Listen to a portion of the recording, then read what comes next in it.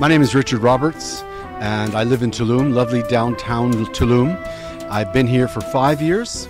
I moved here 5 years ago originally from New York City, and then I lived in Philadelphia for quite a while. Moved down here 5 years ago to Tulum to open a business. I thought the opportunities here were interesting and compelling. I'd looked in various different areas around the globe, really. I liked the beach community. Tulum was very close to the United States. There were non-stop flights that made sense to me. They were not excessively expensive, and so came down here to operate a business.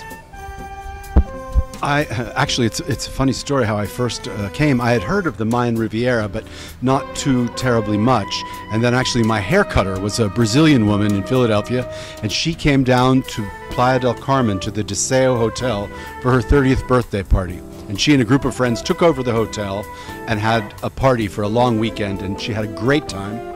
I saw her shortly thereafter. I had an appointment to get my hair cut, and she told me I had to go.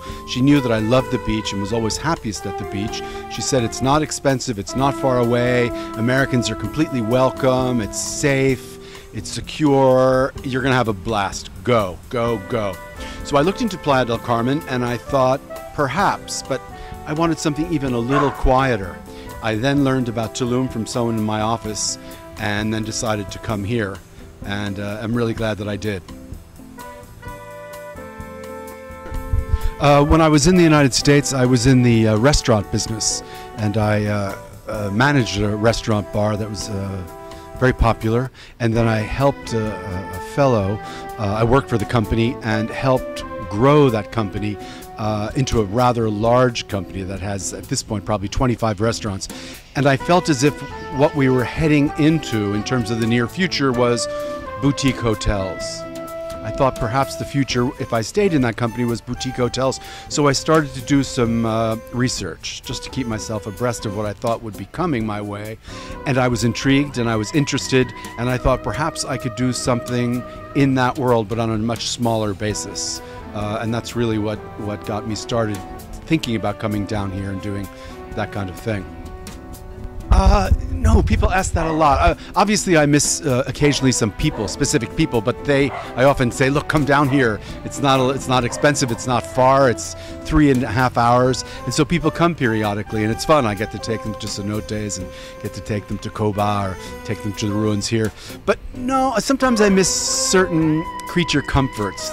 My favorite Chinese restaurant that's in New York I miss, and things like that. But other than that, no, the hustle and bustle of life there, no, I don't miss it.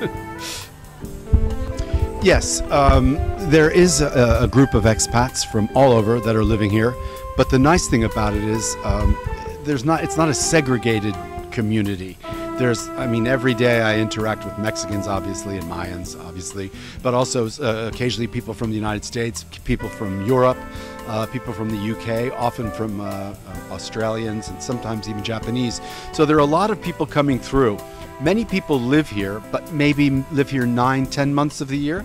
And then during the peak period of summer, perhaps they go off somewhere else and travel.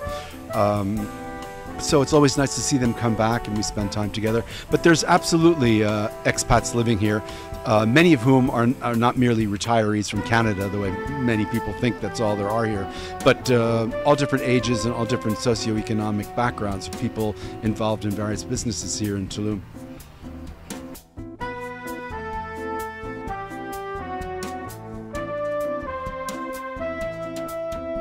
Life here in Tulum is very rich, it's very varied, it's much different than my life had been in the United States, and actually it's much different than I thought it would be. I had some preconceived notions about what life would be like here, and I was wrong about much of it. It's lovely living here. The beach is one of the most restorative places I've ever been. If sometimes I get uptight or sometimes I get stressed, it's 2 minutes down to the beach, and within minutes I'm feeling calm, I'm tranquil, I cannot urge people enough to visit the Caribbean, to see these sandy beaches here. Just magnificent. But overall, life is much different than I thought it would be, but it's very satisfying. I meet with different people every day, And these are people that I wouldn't meet on a day-to-day basis had I stayed in the United States. So it's very rewarding to come here, and at the end of the day, when I'm kind of going over what's happened in my life that day, I recognize that I've had interesting conversations with people whom I never would have met.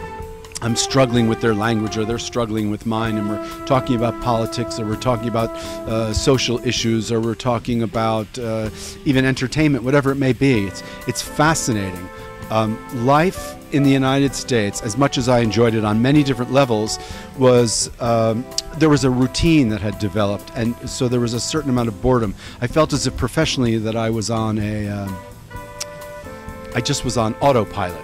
I didn't need to think about anything. I was pretty secure in my position, so it wasn't particularly invigorating intellectually. Whereas here, every day is a new adventure. Something's always breaking.